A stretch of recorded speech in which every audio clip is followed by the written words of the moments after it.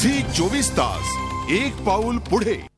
मुंबईतल्या बड्या कॉलेजेसमध्ये ऍडमिशन मिळवण्याची डमी विद्यार्थी बनून बसणाऱ्या एका मोठ्या टोळीचा मुंबई क्राईम ब्रांचनं पर्दाफाश केलाय। यासाठी ही टोळी एका परीक्षेचे 1 लाख रुपये घ्यायची। प्रवेश परीक्षा देण्यासाठी या टोळीकडे मोठ्या प्रमाणात बोगस परीक्षार्थी असल्याचं तपासात पुढे आलंय।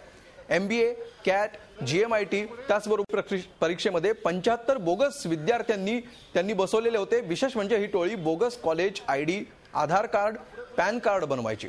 मुंबईतील अनेक मोठ्या कोचिंग क्लासेसच्या मदतीने ही टोळी हा धंदा चालवायची। या टोळीची उच्च शिक्षित तरुणांची मोठी फौज आहे। गेल्या 3 वर्षांपासून ही टोळी अशा प्रकारे बोगस विद्यार्थी परीक्षेला बसवत होते। त्यामुळे पोलीस अशा विद्यार्थ्यांचा तपास करत होते।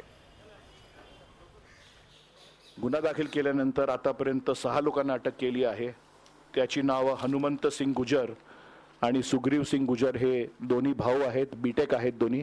पवन कुमार, ब्रजेंद्र प्रताप सिंग आणि हिमांशु शेखर हे लोक 15 ते 20 लाख प्रति स्टुडंट ते घेत होते आणि त्यांना ॲडमिशन प्रॉमिस करत होते आणि जॉकीजच्या मार्फत इम्पर्सनेशन करून हे लोक या एक्झामिनेशनसाठी बसून एक पूर्ण एक स्कॅम टाईपचा, एक चीटिंग टाईपचा त्यांनी ॲडमिशन प्रोसिजरमध्ये त्यांनी मोडस ऑपरँडी वापरून अनेक लोकांसाठी, अनेक स्टुडंटसाठी त्यांनी ॲडमिशन प्राप्त केला।